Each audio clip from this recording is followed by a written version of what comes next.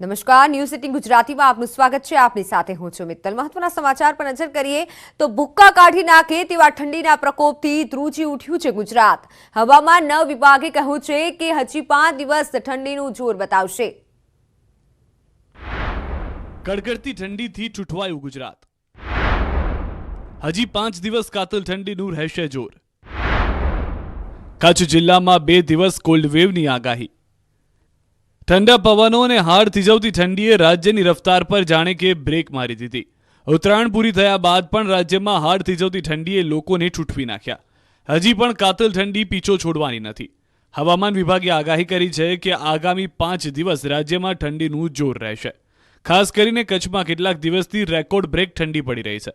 कच्छ जिल्लामां 2 દિવસ कोल्ड वेवनी आगाही है।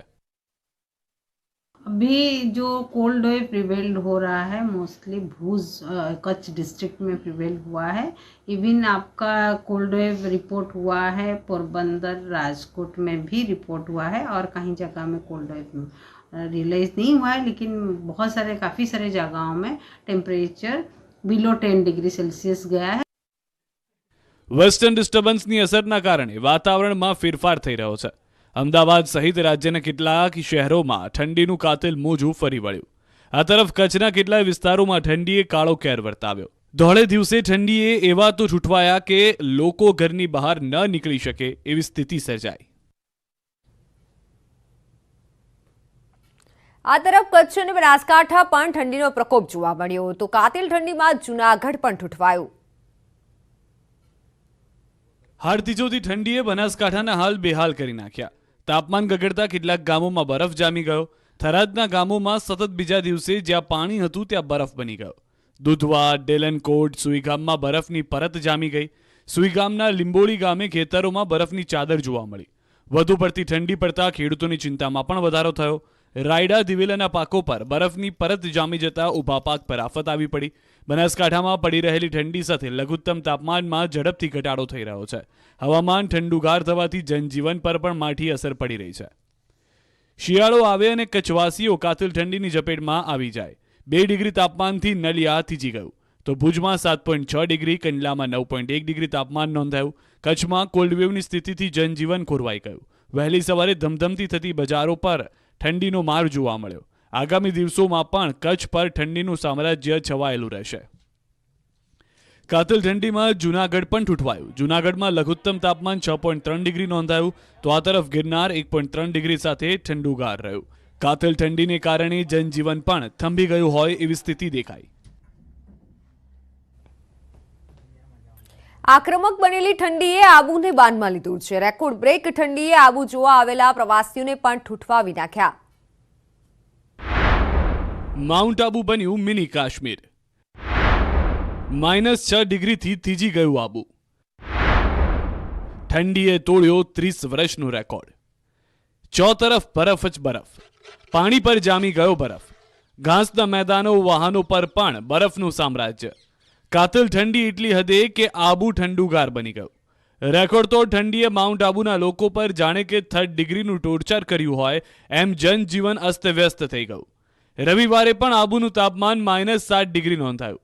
શિયાળાની ઠંડીની મજા માણવા આબુ પહોંચેલા પ્રવાસીઓ પણ ઠૂઠવાઈ ગયા।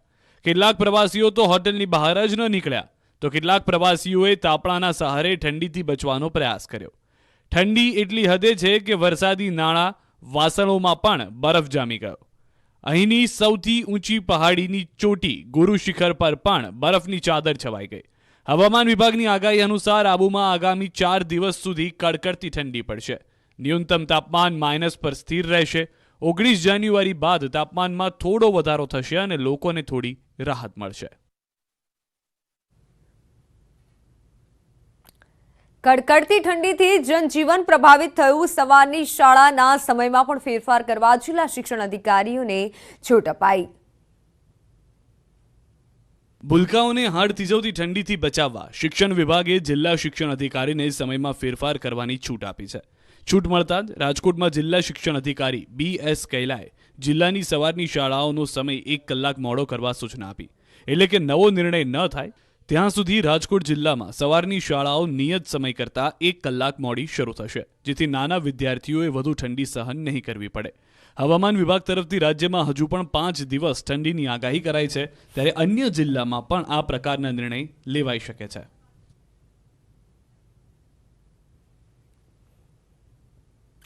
મહત્વના સમાચારની વાત કરીએ તો કેન્દ્રીય ગૃહ મંત્રાલયનો તમામ રાજ્યોને પત્ર, જેમાં 30 જાન્યુઆરીએ 2 મિનિટનું મૌન રખાશે.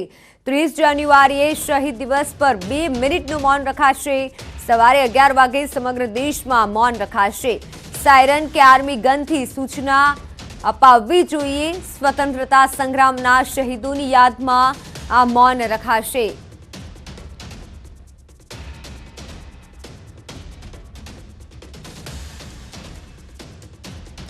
આ વર્ષે 9 રાજ્યોમાં યોજાનારી વિધાનસભા ચૂંટણીમાંથી એક પણ આપણે હારવી નથી. આ પ્રકારનું આહવાન ભાજપના રાષ્ટ્રીય અધ્યક્ષ જેપી નડ્ડાએ કહ્યું છે. દિલ્હીમાં રાષ્ટ્રીય કારોબારીના પહેલા દિવસે દેશભરમાંથી પહોંચેલા નેતાઓને સંબોધિત કરતા નડ્ડાએ ચૂંટણીની તૈયારીમાં લાગી જવા માટે નિર્દેશ આપ્યા. તાજેતરમાં ગુજરાતમાં મળેલી જીતને નડ્ડાએ ઐતિહાસિક અને અભૂતપૂર્વ ગણાવી. જ્યારે ભાજપે આગામી વિધાનસભા ચૂંટણી તથા 2024ની લોકસભા ચૂંટણી માટે અત્યારથી જ રણનીતિ તૈયાર કરી લીધી છે. રાષ્ટ્રીય કારોબારીનો આજે બીજો અને અંતિમ દિવસ છે, જેમાં ચર્ચા બાદ પાર્ટીનો આગામી રોડમેપ પ્રદેશ એકમ સુધી પહોંચાડાશે. કારમી હારના 1.5 મહિના બાદ પણ હારના કારણો શોધવા કોંગ્રેસની બેઠક મળી છે. મહિડાએ કહ્યું કે ઈવીએમના કારણે હારી ગયા. હિંમતસિંહે સ્વીકાર્યું મોદીના ચહેરાથી ભાજપને ફાયદો થયો.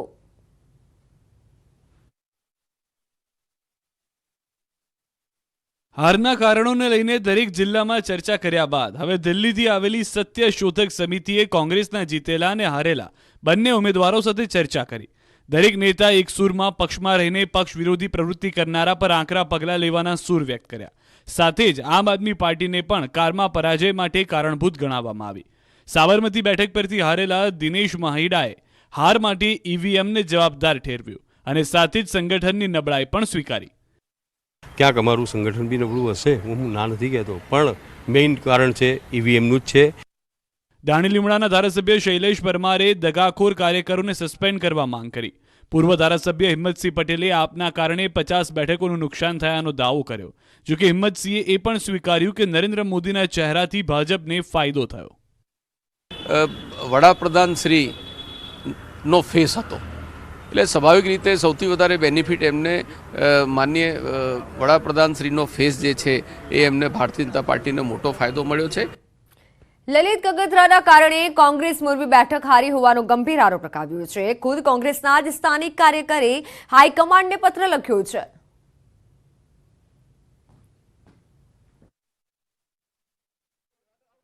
ચૂંટણી જાહેર થયા બાદ તરત જ લલિત કગથરાએ મોરબીના ઉમેદવાર જયંતી પટેલ વિરુદ્ધ વાતાવરણ ઊભું કર્યું, એટલે કોંગ્રેસની હાર થઈ. મોરબી કોંગ્રેસના કાર્યકર રમેશભાઈ રબારીએ જગદીશ ઠાકોરને પત્ર લખ્યો. ગુજરાત કોંગ્રેસના કાર્યકારી પ્રમુખ કગથરા વિરુદ્ધ આ ગંભીર આરોપથી ખળભળાટ મચી ગયો, કારણ કે કગથરા જિલ્લા કોંગ્રેસના પણ પ્રમુખ છે. રમેશભાઈના આરોપ પ્રમાણે કગથરાએ છેલ્લી ઘડી સુધી મોરબીમાં ઉમેદવાર નક્કી હોવા છતાં જાહેર કરવામાં અવરોધ અને અસમંજસ ઊભા કર્યા, જેથી તૈયારીઓ ન થઈ શકી અને જયંતી પટેલે હારનો સામનો કરવો પડ્યો. આથી શિક્ષાત્મક પગલાં લેવાની માંગ કરાઈ છે. સેલવાસના દમણગંગા નદીમાં એક વ્યક્તિએ મોતની છલાંગ લગાવતા હોમગાર્ડ જવાન અને એક યુવકે પોતાનો જીવ જોખમમાં મૂકી વ્યક્તિને બચાવી લીધો હતો. આ વ્યક્તિને સેલવાસની વિનોબા ભાવે હોસ્પિટલમાં સારવાર માટે દાખલ કરવામાં આવ્યો હતો. નદી કિનારે રિવરફ્રન્ટ પરની આ ઘટનાનો વિડીયો સોશિયલ મીડિયામાં વાયરલ થઈ રહ્યો છે, જેમાં જીવને જોખમમાં મૂકી બચાવનાર નગીન વાજવાડિયા નામના હોમગાર્ડ જવાન અને રિવરફ્રન્ટ વર્કર પ્રજ્ઞેશ પટેલની લોકો પ્રશંસા કરી રહ્યા છે. નદીમાં બબ્બન બાબુ મોહિતે નામના વ્યક્તિની કોઈ કારણોસર નદીમાં મોતની છલાંગ લગાવી હતી, જે બાદ હોમગાર્ડ જવાન અને વર્કર્સ પ્રજ્ઞેશે જીવને જોખમમાં નાખી નદીમાં ઝંપલાવી જીવ બચાવ્યો હતો. તો બનાવની જાણ થતાં સેલવાસ પોલીસ અને ફાયર બ્રિગેડ પણ ઘટના સ્થળે પહોંચ્યું હતું.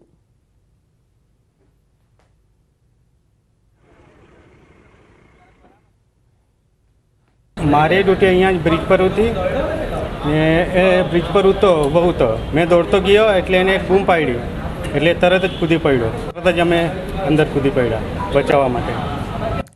રખડતા ડોરનો આતંક યથાવત છે. 2 આખલા બાખડતા મહિલાને અડફેટે લીધી.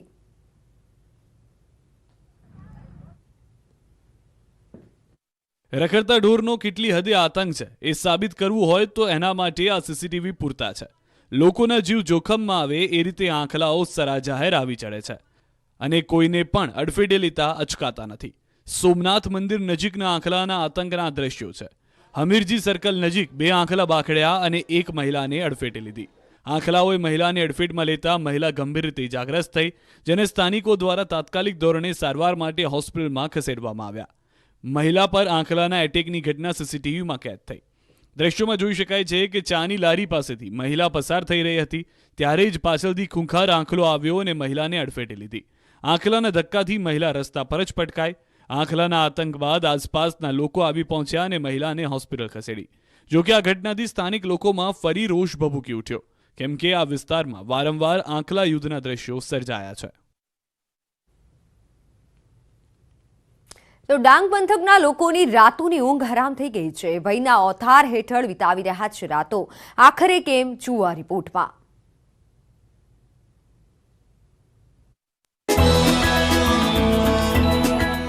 ગુજરાતનું ગણાતું સ્વર્ગ ડાંગ સહેલાણીઓ માટે છે આકર્ષણનું કેન્દ્ર, પરંતુ ડાંગના લોકો માટે હાલ તો ડરનું શહેર બન્યું છે.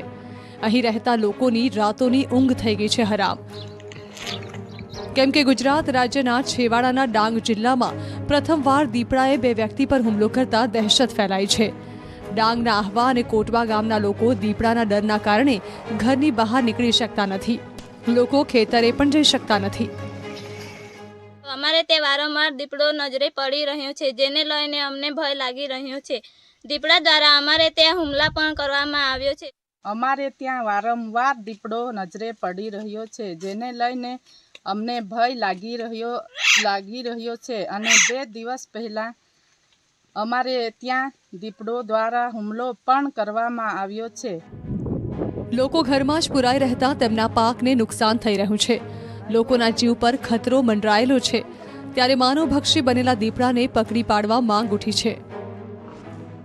જલ્દીથી જલ્દી આવું જે પ્રસંગો બને છે એના કરતાં જલ્દીથી જલ્દી કાર્યવાહી કરીને એ જે ખૂંખાર દીપડાઓ છે, જેઓને આ લોકોને આવી તકલીફો પહોંચે છે, આદિવાસી સમાજમાં આવો ડર પેદા થાય છે, એવા દીપડાઓને જલ્દીથી જલ્દી પકડીને એઓને કોઈ બીજા વન્ય દૂર જેવું મોટું ઘનેરું જંગલ હોય એવામાં છોડી દેવામાં આવે તો સારામાં સારું છે. હાલ તો વન વિભાગે દીપડાને પકડવા પાંજરું ગોઠવી દીધું છે, પરંતુ જ્યાં સુધી દીપડો પાંજરે પુરાયો નથી ત્યાં સુધી લોકોનો જીવ પડીકે બંધાયેલો છે. જલ્દીથી જલ્દી આ દીપડો જે છે દીપડાને વહેલી તકે પાંજરામાં પૂરવામાં આવે અને જે દીપડો છે દીપડાને કોઈ અન્ય જગ્યા પર સહી સલામત રીતે છોડવામાં આવે એવી એ જે ગામજનો છે એ ગ્રામજનોની માંગ ઉઠી રહી છે. નિશાંત મહાકાળ, ન્યૂઝ 18 ગુજરાતી, ડાંગ. ખોડલધામ હવે આરોગ્ય શિક્ષણના પ્રકલ્પો ઊભા કરશે. ટ્રસ્ટીઓએ આગામી આયોજનની પણ માહિતી આપી દીધી છે.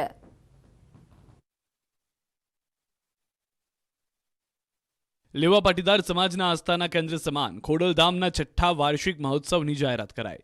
આ સાથે ખોડલધામના આગામી કાર્યક્રમો અંગે વાત કરતા ચેરમેન નરેશ પટેલે માહિતી આપી, જેમાં નરેશ પટેલે કહ્યું કે ખોડલધામ શિક્ષણ અને આરોગ્ય માટે કામ કરશે, જેના અંતર્ગત ખોડલધામ પોતાનો વ્યાપ વધારતા દક્ષિણ ગુજરાત, મધ્ય ગુજરાત અને ઉત્તર ગુજરાતમાં પણ પોતાના પ્રકલ્પોને આગળ ધપાવશે. વધુમાં નવા પ્રકલ્પોની જાહેરાતના નિર્ણયની સાથે આગામી સમયમાં હવે માત્ર પ્રતિકાત્મક મંદિર જ ઊભું કરી મુખ્ય કામ શિક્ષણ અને આરોગ્ય ક્ષેત્રનું રહેશે. ઉપરાંત શિક્ષણ, આરોગ્યના નવા ઊભા થનાર પ્રકલ્પોમાં દરેક સમાજનો સમાવેશ કરવામાં આવશે. સ્ટેચ્યુ ઓફ યુનિટી ખાતે પણ ખોડલધામ દ્વારા જમીન લેવામાં આવી છે, જ્યાં પ્રતિક સેન્ટર ઊભા કરવાને લઈને જાહેરાત ખોડલધામના ટ્રસ્ટીઓ દ્વારા કરવામાં આવી. વાર્ષિક મહોત્સવમાં લોક ડાયરો, સભા અને મહાપ્રસાદ સહિતના કાર્યક્રમનું આયોજન કરાયું છે. મુખ્યમંત્રી સહિત મંત્રીઓ અને ધારાસભ્યો પણ આ મહોત્સવમાં ઉપસ્થિત રહેશે. દાહોદ જેવા પહાડી વિસ્તારમાં પણ ઠંડા પ્રદેશમાં થતી સ્ટ્રોબેરીની ખેતી થઈ રહી છે. ખેડૂતો સ્ટ્રોબેરીની ખેતી કરી સારી આવક પણ મેળવી રહ્યા છે. જિલ્લાની જમીન પથરાળ અને ડુંગરાળ વિસ્તાર ધરાવે છે, જેથી અહીંના ખેડૂતો મોટેભાગે ચોમાસા આધારિત ખેતી કરી ઘઉં, મકાઈ, ડાંગર અને ચણા જેવા પાકનું પણ વાવેતર કરતા હોય છે. ત્યારે હવે ટપક સિંચાઈ પદ્ધતિ અને મલ્ચિંગ પદ્ધતિથી ઉપયોગ કરી ખેડૂતો શાકભાજી સહિત ફળ ફ્રૂટની પણ ખેતી કરતા જોવા મળ્યા. ઓછી જમીન અને ઓછા પાણીના ઉપયોગમાં સારી આવક જોવા મળી રહી છે। અત્યારે જિલ્લામાં 10 જેટલા ખેડૂતો સ્ટ્રોબેરીની ખેતી કરી રહ્યા છે। 30 દિવસમાં 22 કિલો જેટલી સ્ટ્રોબેરીનું ઘર બેઠા 300 રૂપિયા કિલોના ભાવે વેચાણ થતા ખેડૂતો પણ ખુશખુશાલ જોવા મળ્યા।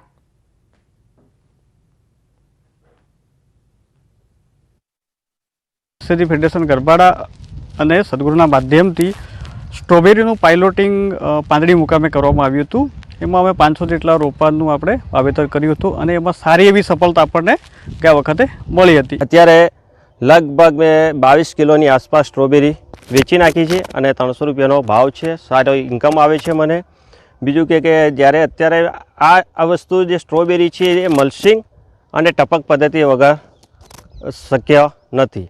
જ્યારે આવી રોકડિયા પાકની આપણે ખેતી કરતા હોય ત્યારે મલ્ચિંગ અને ટપક પદ્ધતિ હોવી જોઈએ। દાહોદ જિલ્લો આમ તો જે ડુંગરાળ અને પથરાળ જે વિસ્તાર માનવામાં આવે છે એના જે આદિવાસી ખેડૂતો મોટે ભાગે ચોમાસા આધારિત જે ઘઉં મકાઈ ડાંગર જેવી જે રૂટીન ખેતી કરતા હોય છે, પરંતુ છેલ્લા 2 વર્ષથી અહીંના જે ખેડૂતોમાં એક પરિવર્તન જોવા મળી રહ્યું છે। એની જે સદગુરુ ફાઉન્ડેશન દ્વારા તેમને જે ખેતી લાયક માર્ગદર્શન આપવામાં આવી રહ્યું છે તેની ઉપયોગથી ખેડૂતો અત્યારે જે રોકડીયો પાક કરતા થયા છે।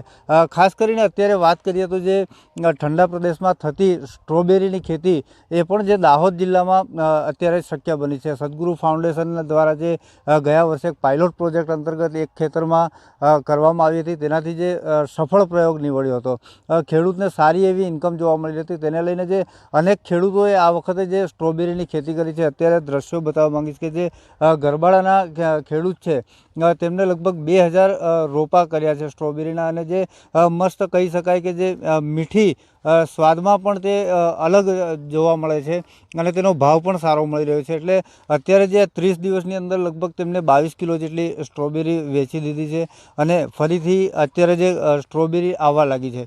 એટલે એવું માની શકાય કે ઓછી જગ્યામાં અને ઓછા પાણીના ઉપયોગથી આવી રોકડીયો પાક લઈ શકાય છે। અત્યારે જે 300 રૂપિયા કિલોના ભાવથી સ્ટ્રોબેરી વેચાઈ રહી છે।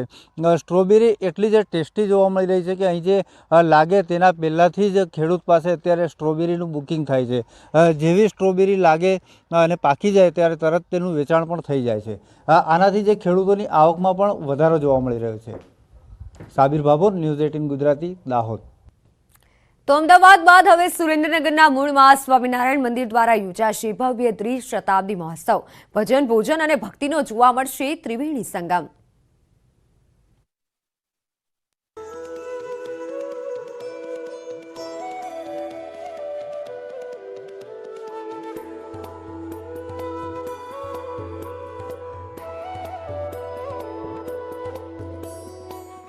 $9,000 સ્ક્વેર મીટરમાં આકારમાં બની રહ્યું છે નગર। મહિનાઓથી હજારો હરિભક્તો કરી રહ્યા છે રાત દિવસ કામ।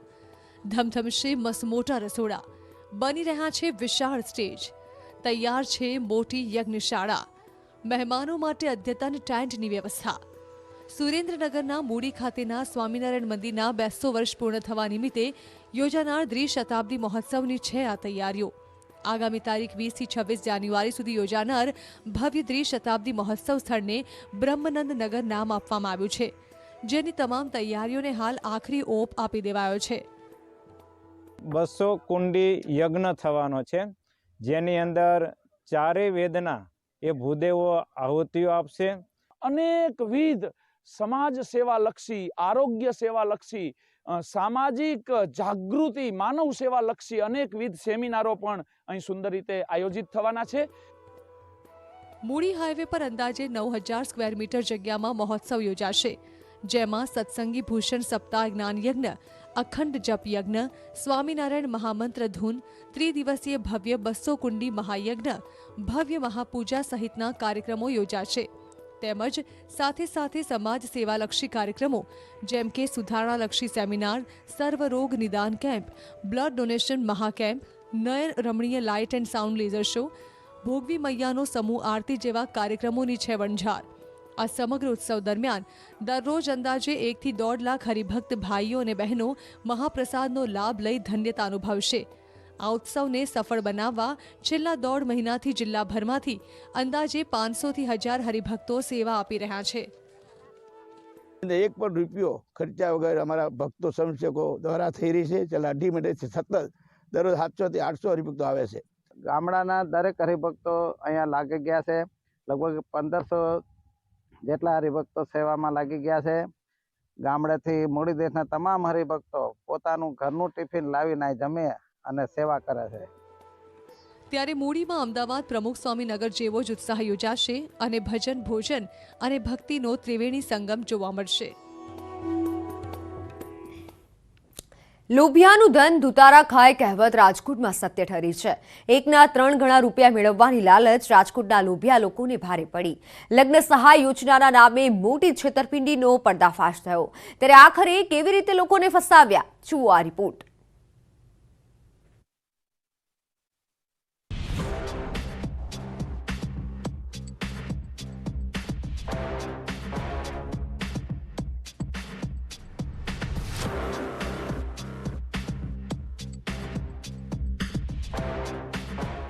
આ લોકોના ચહેરા પરથી ચમક થઈ ગઈ છે ગાયબ. લોકોના ઉતરી ગયા છે ચહેરા. માથા પર છે ચિંતાની લકીર. દુઃખ છે જિંદગીભરની સેવિંગ ગુમાવવાનું. કેમ કે રાજકોટના લોકોને 1ના 3 ગણા રૂપિયા મેળવવાની લાલચ ભારે પડી ગઈ. જી હા, રાજકોટમાં છેતરપિંડીની એક ચોંકાવનારી ઘટના સામે આવી છે. લગ્ન સહાય યોજનામાં ભાગ લેનારા લોકો સાથે છેતરપિંડી થઈ હોવાનું ખુલ્યું છે. રિયલ ફ્રેન્ડ ફાઉન્ડેશન નામની સંસ્થાએ તમામ લોકો સાથે છેતરપિંડી કરી છે. રિયલ ફ્રેન્ડ ફાઉન્ડેશનમાં નામ નોંધવા સમયે લોકો પાસેથી 25,000 રૂપિયા લેવાયા હતા. જે લગ્ન બાદ રૂપિયા 25,000ના 1 લાખ રૂપિયા આપવા સંસ્થાએ વાયદો આપ્યો હતો. જોકે તે પૈસા નહીં મળતા લોકો છેતરાયા હોવાનું ભાન થતાં પગ તળેથી જમીન ખસી ગઈ. જ્યારે પોતાના નાણાં પરત મેળવવા માટે વાત કરી તો સંસ્થા દ્વારા ધમકીઓ મળી. છેતરપિંડી કર્યાનું સામે આવતા હડકંપ મચી ગયો. તે પછી અમને કીધું કે 6 મહિના થશે એટલે તમારો ચેક આવી જશે. એટલે 6 મહિના થયા એટલે અમને કોલ આવ્યો તમારો ચેક લઈ જાજો. અમે ત્યાં ગયા ચેક લેવા. એટલે એમ કીધું કે તે પછી આવજો. તે પછી અમને ચેક પણ આપ્યો. તે પછી કીધું 3 મહિના પછી કે તમે અમને ચેક નાખજો બેંકમાં. એટલે અમે ચેક પણ નાખ્યો તો એ ચેક રિટર્ન થયો. તે પછી અમને કે તમારે સભ્ય પણ ગોતી દેવાના. તો અમે એને સભ્ય પણ ગોતી દીધા. તમે એક ચેક ભરો ને તો તમે બીજા સભ્ય ગોતી દો તો જ કે અમે તમને બીજો ચેક આપશું. એવી રીતે એને કર્યું. એટલે અમને એમ હતું કે ના એ લોકોને આ લોકોને ચેક આપ્યા છે તો અમને ચેક આપશે જેમ. પછી અમે ત્યાં ગયા ને પછી અમને ખબર પડી કે આવી રીતના એ લોકો ચેક આપે છે. પણ અમે ચેક આપ્યા પણ તો પણ અમે છે ને ચેકમાંથી 12,000 રૂપિયા કાપ્યા અને એમાંથી અમને ચેક આપ્યો ને તો અમારો ચેક બાઉન્સ થયો છે અને ચેક અમારો પૂરો થઈ ગયો. હજી ચોક અમને બીજો ચેક આપતાય નથી એ લોકો. બીજી તરફ રાજકોટમાં રિયલ ફ્રેન્ડ ફાઉન્ડેશન નામની સંસ્થામાં નોકરી કરતા બહેનના માધ્યમથી અનેક લોકોએ સભ્યપદને લઈને 25,000 રૂપિયાનું સંસ્થામાં રોકાણ કર્યું હતું. ત્યારે હવે આ બેનને પણ રિયલ ફ્રેન્ડ નામની સંસ્થાના સંચાલકો ફરિયાદ કરી તો મારી નાખવાની ધમકી આપી રહ્યા છે. ત્યારે લોકોએ એકત્ર થઈ આ સંસ્થા વિરુદ્ધ ફરિયાદ દાખલ કરી છે. મને ડેઈલી 600 જણા ફોન કરે છે કે અમને અમારા મેડમ પૈસા પાછા આપો. હું હેડ ઓફિસે સંપર્ક કરું છું તો એ એમ કે છે અમે આપી દેશે. અમુક લોકોના તો 3-4 વાર ચેક રિટર્ન કર્યા છે. 1 લાખનો ચેક આપી દીધો છે છતાં એ લોકોને કોઈને નાખવા નથી દેતા. અને સામે ફોન કરે છે તો એમ કે થાય કરી લેજો, હૈલાવો, જે ફરિયાદી બનશે ને એને તો સાવ પૈસા મળશે નહીં. આમાં આ લોકોએ 2019માં એક યોજના બહાર પાડી, લગ્ન સહાય યોજના, જેમાં તમે 25,000 રૂપિયા ભરો, લગ્ન પછીના 5 મહિના પછી તમને 1 લાખનો ચેક આપે. આવી રીતે આ લાલચ આપીને સ્કીમ ચાલુ કરી, જેમાં 5-10 શરૂઆતમાં 5 થી 10 લોકોને ચેક આપેલા. પછી જ્યાં મેરેજ હોય ત્યાં ચેક આપેલા એ પોતાની જાહેરાત કરે. આવી રીતે છેતરપિંડી કરી અને ગુજરાતભરમાંથી ઘણા જિલ્લાની અંદરથી 1800 થી 2000 લોકો સાથે 25,000 રૂપિયા ભરાવી અને છેતરપિંડી કરેલ છે. તો અમે સીપી સાહેબને એટલી રજૂઆત કરવા કે આની પર કાયદેસરની કાર્યવાહી કરો અને જે ભોગ બનેલા લોકો છે એમને એના પૈસા તાત્કાલિક ધોરણે પરત અપાવો, એમ અમારી લોક માંગણી છે. આખરે હજારો લોકોની આ સંસ્થાએ કેવી રીતે ચૂનો લગાવ્યો, લોકો કેવી રીતે લાલચમાં આવ્યા, તેની વાત કરીએ તો લગ્ન સહાય યોજનાના નામે 25,000નો ચેક લેતા.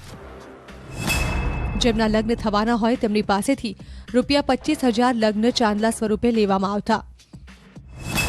લોકોને ફુસલાવી રિયલ ફ્રેન્ડ ફાઉન્ડેશનના સભ્ય બનવાના નામે પૈસા પડાવતા. લગ્ન બાદ 1 લાખ રૂપિયા આપવાનો વાયદો કર્યો હતો. 1 લાખનો ચેક આપ્યા બાદ તેમાંથી 12,500 પાછા આપવાનું પણ કહેવામાં આવતું હતું. 1800 થી 2000 લોકોએ લાલચમાં આવી રોક્યા હતા નાણાં. જે વ્યક્તિ ચેક લેવા આવે તેમને બીજા સભ્ય બનાવવા દબાણ કરાતું. જૂનાગઢમાં 2019માં શરૂ કરી હતી આ સંસ્થા. હરેશ ડોબરિયાએ શરૂ કરી હતી સંસ્થા. રાજકોટ સહિત અનેક જગ્યાએ છે ઓફિસ. જો કે મૂળ જૂનાગઢની રિયલ ફ્રેન્ડ ફાઉન્ડેશન સંસ્થાના પ્રમુખ હરેશ ડોબરિયાએ લોકોના આક્ષેપ ફગાવ્યા છે અને તેમની રાજકોટની ઓફિસમાં કામ કરતા સંચાલક જિજ્ઞાબેને સંસ્થાના 27 લાખ પડાવી લેવાનો આક્ષેપ કર્યો. અમારી પાસે ફંડ હોય તો અમે આપી શકીએ. આજે અમારું ફંડ ફસાઈ ગયું તો એ બેન જો અમારી પાસે જમા ન કરાવે ત્યાં સુધી અમે કઈ રીતે આપી શકીએ? એટલે લાભાર્થીઓને અમે કીધેલું ભાઈ તમે થોડી શાંતિ રાખો. બેનની એક મહિલા હતી અને એક લેવા પટેલની દીકરી હતી, એક બદનામ ન થાય એના હિસાબે અમે થોડી શાંતિ રાખી. બેને અમને કીધું કે ભાઈ અમારી બિન અનામતની લોન છે એ થઈ જશે, હું એમાંથી તમને આપી દઈશ, તમે થોડીક શાંતિ રાખો.